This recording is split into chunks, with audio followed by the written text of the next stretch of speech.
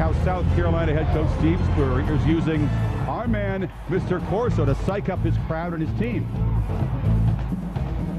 What is the head ball coach making Lee Corso a part of his big plan? We'll tell you why.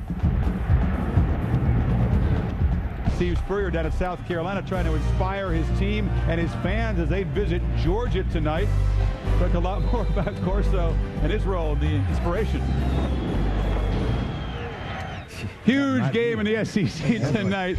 It's the annual opener for Cocky visiting UGA.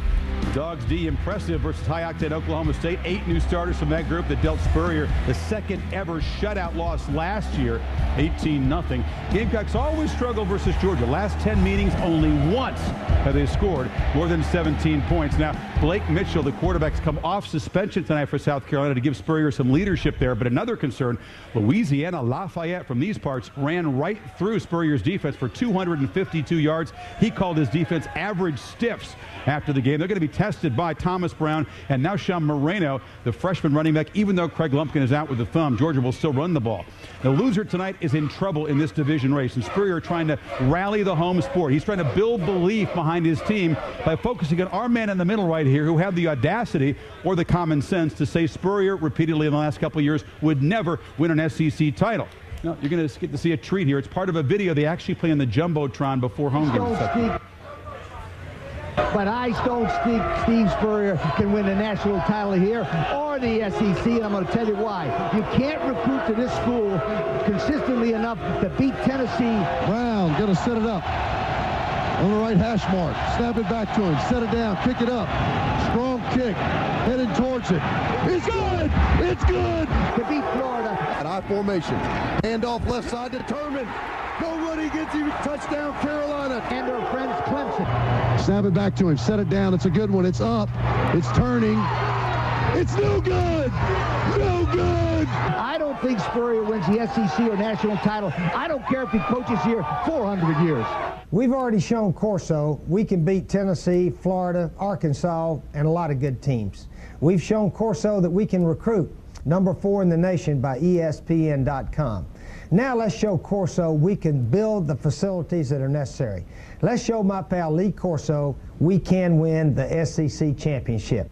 The game is on.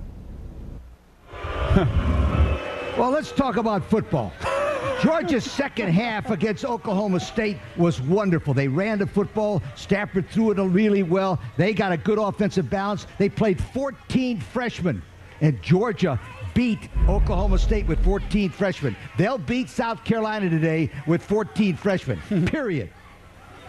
How do you feel about all that stuff? You look like you're ready to cover a kickoff, Fred. You don't dignify this stuff like that. Yeah. The one thing I think in this case is I want to see if South Carolina, the strength of the team is supposed to be their defense and ability to stop the run. Last week against, got to make sure I got this school right, Louisiana Lafayette, 265 yards rushing that they allowed last week. And this is the strength of the team.